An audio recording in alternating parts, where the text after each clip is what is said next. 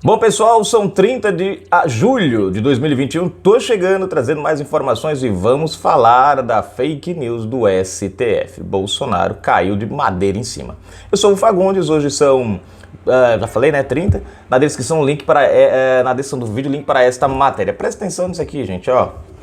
Bolsonaro afirma que STF divulgou fake news. Se inscreve aí, aperte o sino das notificações para receber todos os nossos vídeos. Comenta, compartilha, deixa seu like, seu dislike.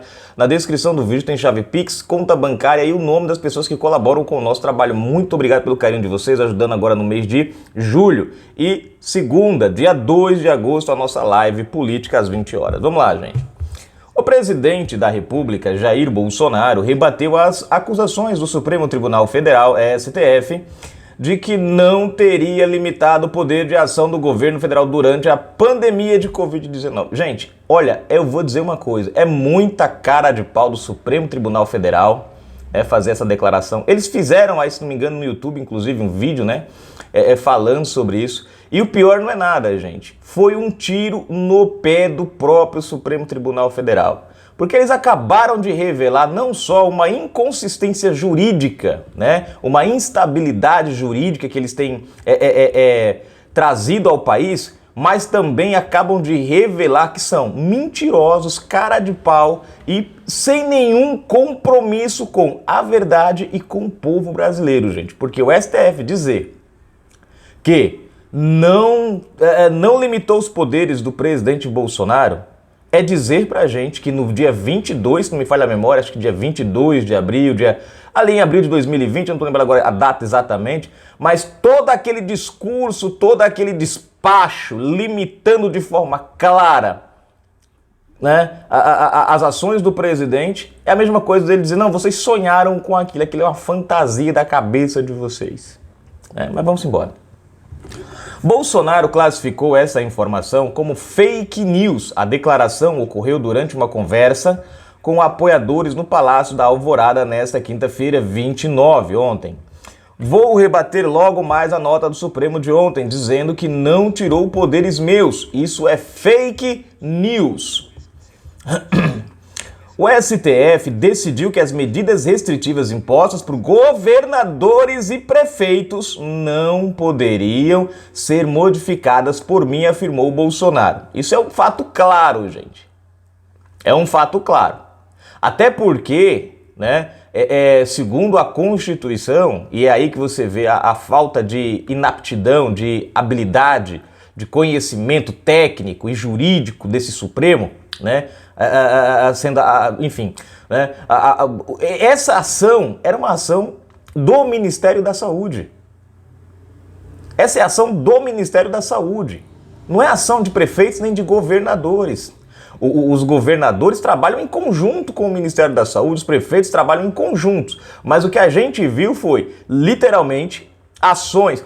Por acaso vocês viram alguma vez Bolsonaro dizendo fecha tudo? Não, mas na tua cidade fechou tudo, não fechou? O presidente pôde desfazer? Não, não pôde. Por quê? Porque o STF proibiu ele de interferir. Então, se o STF proíbe o presidente da República de tomar uma ação, dando essa ação autonomia ao governador e ao prefeito, então ele limitou sim o presidente. Ele limitou sim o presidente. Mas vamos continuar. Então o Supremo, na verdade, cometeu crime ao dizer que prefeitos e governadores de forma indiscriminada poderiam simplesmente suprimir todo e qualquer direito previsto no artigo 5º da Constituição. Foi mais que um estado de sítio, completou o presidente. E eu faço ênfase aqui para essa questão do estado de sítio, que foi justamente essa a narrativa usada pela OAB, por alguns partidos, para que o STF interferisse e limitasse os poderes do presidente. Porque eu acho que vocês vão lembrar muito bem disso aqui.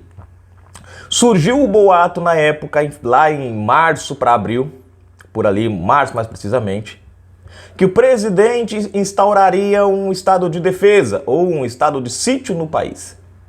E aí a OAB veio dizendo que isso era inconstitucional, porque isso não podia, o presidente não pode fazer isso, e foi no STF. O detalhe, gente, é que a Constituição, o artigo 136, se não me falha a memória, dá ao presidente essa autonomia. É aí que você vê a pilantragem. Você não vê na Constituição governadores e prefeitos tendo direito a essa ação. Mas o presidente tem. Ele pode tomar. É no 136, acho que no 137. São dois, o de defesa e de sítio. E aí foram lá argumentando que o presidente ia fechar tudo, que ia acabar com o emprego, que ia colocar o povo para dentro de casa no chicote.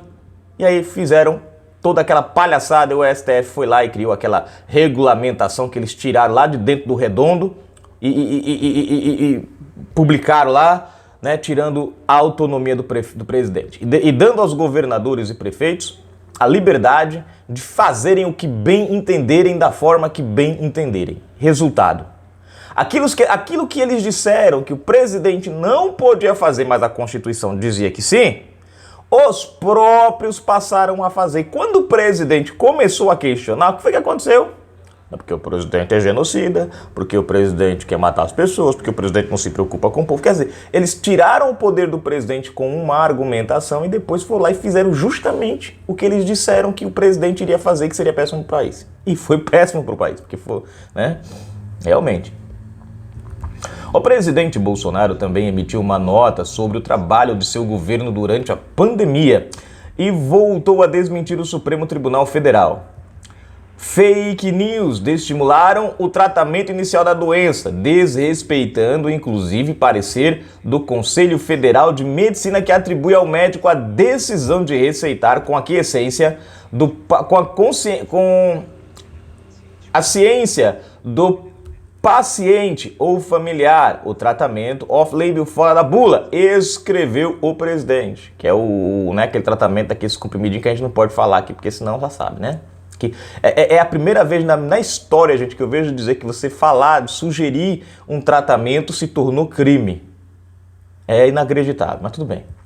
O Supremo Tribunal Federal decidiu em abril de 2020 que não compete ao Poder Executivo afastar unilateralmente as decisões dos governos estaduais, distrital e municipais que adotaram importantes medidas restritivas como a imposição de quarentena, suspensão de atividades de ensino, restrições de comércio, atividades culturais e a circulação de pessoas. Desta forma, o STF delegou poderes para que estados e municípios fechassem o comércio, decretassem lockdown, fechassem igrejas, prendessem homens e mulheres em praças públicas ou praias, realizassem toque de recolher, completou a nota. E aí finaliza a matéria. Vocês entenderam aqui? Tudo isso que eu acabei de ler agora para vocês aqui, gente, era o que foi usado como argumento para tirar os poderes do presidente, porque ele vai fazer isso. Lockdown, daí ele vai toque de recolher. E aí você vê que os caras que tiraram o poder do presidente é que passaram a fazer isso. E sabe qual é a parte mais engraçada? É que o governo federal ficou apenas com a função de abrir os cofres públicos, porque foi isso que o STF fez. Disse, olha, você não vai poder mandar em nada. Tudo que você vai poder fazer é mandar dinheiro para os caras, só isso. E aí a gente viu, né, o STF dando aval para uma das maiores práticas de corrupção na saúde, gente, em tempos de calamidade, em tempo de pandemia. A Polícia Federal está no rastro de 3 bilhões e 2 milhões de reais desviados da saúde por governadores e prefeitos. Essa é a parte engraçada. A CPI da Covid-19 está lá há 3 meses, vai entrar agora para a nova, né? Mais uma, enfim. Não encontraram um centavo. A CGU de corrupção, né? A CGU acabou de fazer uma auditoria. Eu vou trazer essa matéria para vocês daqui a pouco, ainda hoje. A CGU acabou de fazer se não me engano, uma auditoria, né? Nas contas, nos contratos da Covaxin e derrubou a narrativa da CPI de novo. Não encontrou nenhuma irregularidade, gente. Então, o que a gente vê hoje? Um STF, infelizmente, totalmente despreparado. Na verdade, nós temos um STF aparelhado por advogados que defenderam bandidos, nós temos STF aparelhado por advogados que defenderam CUT, que defenderam sindicatos, que defenderam MST, né? Bolsonaro não pode indicar alguém que ele conhece, mas está lá. Alexandre de Moraes, amigo de Temer, que pagou o favor esses dias, né, anulando os processos de Temer. Bolsonaro não pode indicar alguém que ele conheceu, né, na época que o Sérgio Moro, né, ainda, né, a gente ainda considerava ele como um dos nossos grandes heróis nacionais. Nessa época que Bolsonaro, todo mundo queria o Moro como ministro da Justiça, a esquerda vivia tentando fazer ligações dizendo, porque ele condenou Lula, porque ele fez isso pensando não sei o quê, porque é amigo do Bolsonaro. Aí você vai pro Edson Fachin. Quem é Edson Fachin, gente? Pelo amor de Jesus Cristo. Edson Fachin fez parte da campanha de 2014 de Dilma. Para e pensa, caramba. Edson Fachin era advogado dos sindicatos, dos grupos sociais como o MST, ligados ao PT. Aí você acha pouco, você vai para Dias Toffoli, que já foi da Advocacia Geral de Lulita, que já foi advogado do PT. Aí você vai hoje para o Luiz Fux, que já chegou a ser considerado um dos grandes nomes do STF, mas infelizmente não é só fachada. Tem tomado menos ações arbitrárias? Tem tomado, mas ainda faz parte da trupe. Ele beijou os pés da dona Adriana, lembra? Né? A mulher lá do Sérgio Cabral.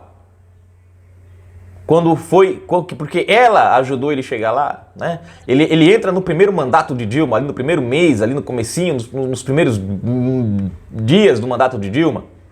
Ele já vinha do governo Lula, né? Enfim.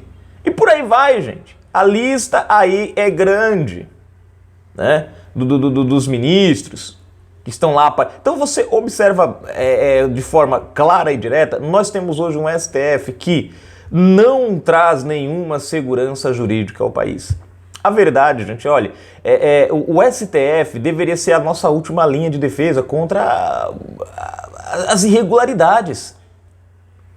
Hoje o cara vai para o STF com uma ação e você, ainda que a Constituição diga uma coisa, o Código Penal reforce, ainda que o regimento feche com chave de ouro, mas você vai sem saber qual é o resultado. Por quê? Porque a lei diz uma coisa, mas o STF faz outra. Quando você vê STF mudando regras a bel prazer, uma hora nega um determinado pedido, depois aceita o pedido, o mesmo pedido, só que com pessoas diferentes.